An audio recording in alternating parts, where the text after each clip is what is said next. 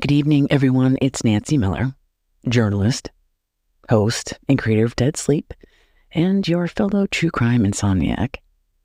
We just released our latest bonus episode for August, and it's our most ambitious and sleepiest Dead Sleep episode yet. And I'm excited to share a sneak preview of this episode to encourage you to become a supporter of Dead Sleep, True Crime for Bedtime. Dead Sleep is independent, ad-free, and audience-supported. So give this teaser of our latest bonus episode a listen, and if you can swing it, support Dead Sleep on Apple Podcasts, Spotify, and Patreon. Okay, time for bed. Thank you, and nighty-night.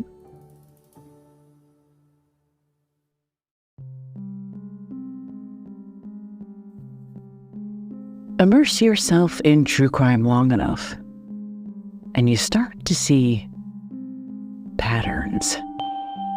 Places, things, events, people that seem completely unrelated. And then something clicks, and you realize, wait a minute, these seemingly random things, they're not so random after all. And of course, you really can't know for sure until you see it all in front of you on a big evidence board. It happens all the time on every detective show, including one of my favorites, the super sleepy British detective series, Vera. Back when I had a fancy job as a magazine editor, I traveled a lot. You know, when you're in a new place, a new hotel, and you're trying to adjust to the sounds and the smells and the strangeness of it all. And you want something comforting, mysterious, compelling. And for me, that was Vera. So I opened my laptop on the hotel bed, pop in one earbud, and I'd one-butt it while watching the show. Well, I wasn't even really watching the show. My eyes were closed within a few minutes. I've watched 13 seasons of Vera. I honestly cannot tell you the plot of a single episode. Not only do they all blend together because it takes place in this small town in Newcastle in northern England, I also never made it to the end, very rarely. Nonetheless, I love Vera, and if you haven't tried falling asleep to it, I highly recommend. Anyway, you see it all the time in these detective shows. They've got these pictures of people on the wall, persons of interest, prime suspects, witnesses, their faces photographed and pinned on this vast expanse that's sometimes called the evidence board or the crazy wall or the murder map or the yarn chart. But essentially what it is data visualization. And then they stand back from the wall, the evidence board, and they ask themselves, what's the connection? These seemingly disparate individuals in separate circumstances, how are they related? Are they related? What's the connection? Once they look at the details and then take that crucial step backwards and see the big picture, that's when they make the discovery. It's all connected. And through those connections, a story is told, a mystery solved. On Vera and other crime dramas, that big wall is usually used for character exposition for the audience. But in real life, in real criminal investigations, detectives do use data visualization. Now it's computer generated, but the intention is the same, to be able to take a bunch of little pieces people, places, and things, map them out, and find what they have in common. What's the common thread? What is the connection? And for tonight's episode, that question, what's the connection, is a starting point for this bonus episode, where I'm going to walk you through the uncanny and unlikely connection between two women. And you'll follow me as I uncover how these two people are connected, between Princess Di and Amber Frey. One, member of the royals who died in a horrific car crash 27 years ago this month of August. And then the other, an ordinary girl from Fresno, California, who found herself at the center of one of the most infamous murder cases in California and around the country. The 2002 murder of Lacey Peterson and her unborn baby. Now, all of this is something I noticed. And I didn't conjure it up from ChatGPT or steal it from TikTok. And as I looked into the connection between these two women from completely different worlds, I discovered it tells a story. And I thought it would make a compelling, informative, and truly exhausting story for you to hear as a bonus episode. I'm Nancy Miller. Being able to do this show is a dream for me, and I do not take for granted that there are about a million other podcasts, including some true crime for bedtime podcasts. You have a lot of options, but you choose to support this show, and I sincerely mean it when I say every single cent goes right back into making this show the best it can be. It gives me more time, it gives us more resources, it gives us more bandwidth to be able to do the research. And it recognizes that these types of stories in this podcast, it's not content to consumer. It's a relationship between you and me. This is our show. We decide, not some advertiser. We decide what this show is going to be. So let's settle in for the night and enjoy this super sleepy, extra long bonus episode of the podcast, where we make sense of a dizzying array of information and find out once and for all what's the connection between Princess Di and Amber Frey. Our story starts with Princess Diana. And if this really were an evidence board, a yarn chart on some cop's wall, we would have a picture of Princess Diana on the top deck of a super yacht anchored in the Mediterranean Sea, in a swimsuit, wearing sunglasses, her short blonde hair slicked back and bleached from the sun in the salt water. Legs crossed, relaxed. At last.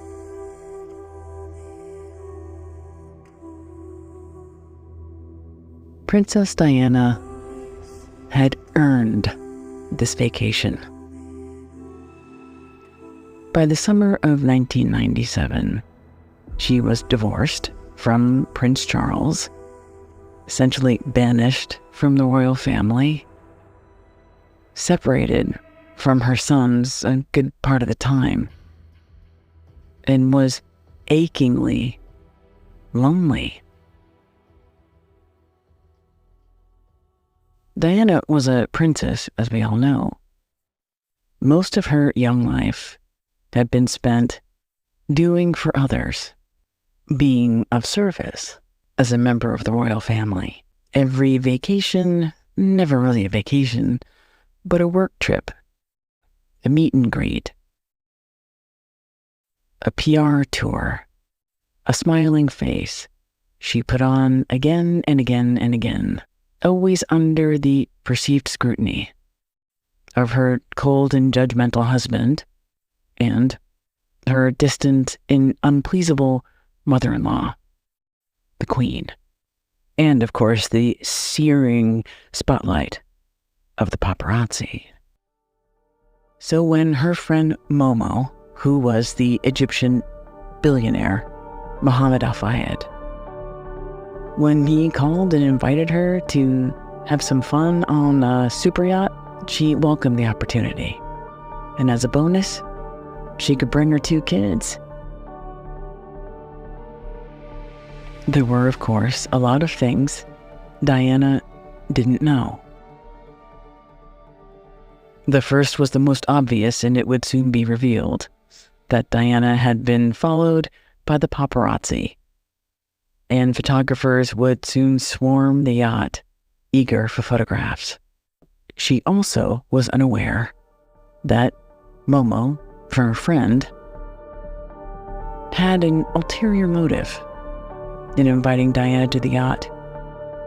He was playing matchmaker for his son Dodi. Diana didn't know that Momo had arranged this whole trip not as a vacation for Diana exactly, but as one epic blind date. The yacht version of Love Island, where he'd hoped that his son, Dodi, would descend upon the mega yacht. He and Diana would strike up a relationship, and Momo would achieve the thing he really wanted most: an acceptance into the exclusive and excluding world of British aristocracy. Because that was the dirty little secret. The dukes and duchesses and earls, these titles were essentially meaningless in practical value. But to be accepted into British society, which is what Momo fundamentally wanted, having a connection to Princess Diana would at least give him the possibility of British citizenship, which he'd been denied on more than one occasion. And it seemed the more he tried to insinuate himself into British society through his vast financial resources, the more the British resisted him, even rejected him.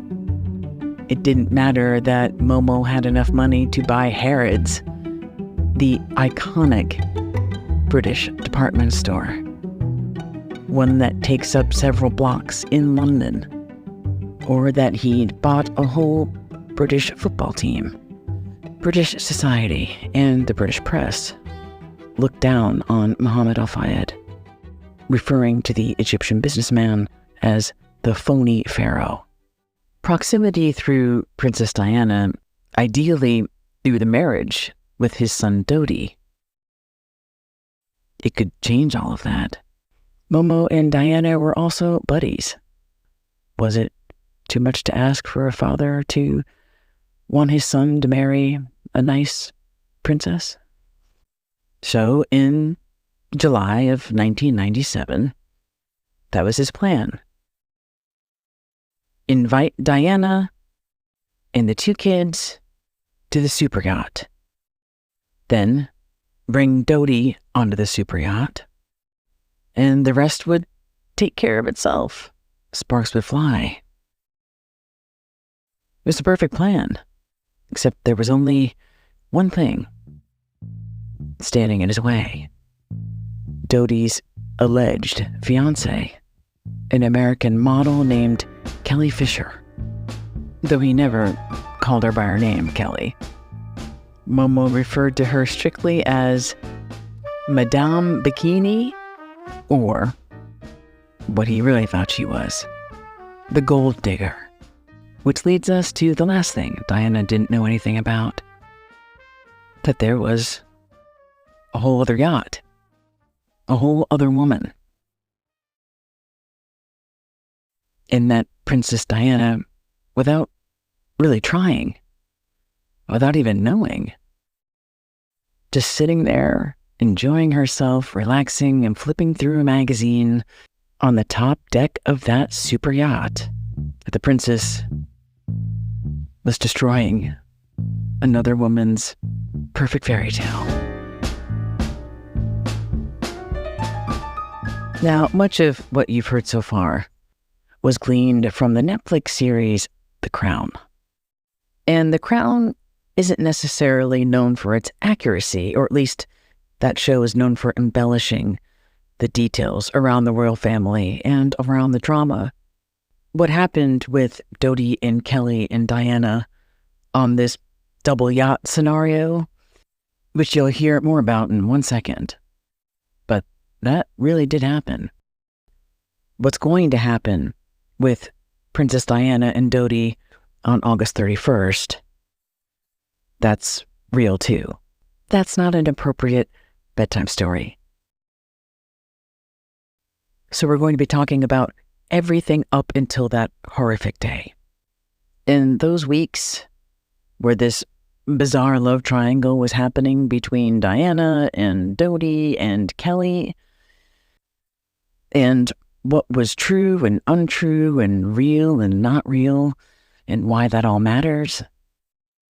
To understand all of that, we first have to understand a bit more about Madame Bikini, Kelly Fisher. Because the dynamic between Kelly and Dodi was darker and more disturbing than we saw on TV. And I want to present what actually happened between Kelly and Dodi to give a more accurate view so you could understand how this is all connected.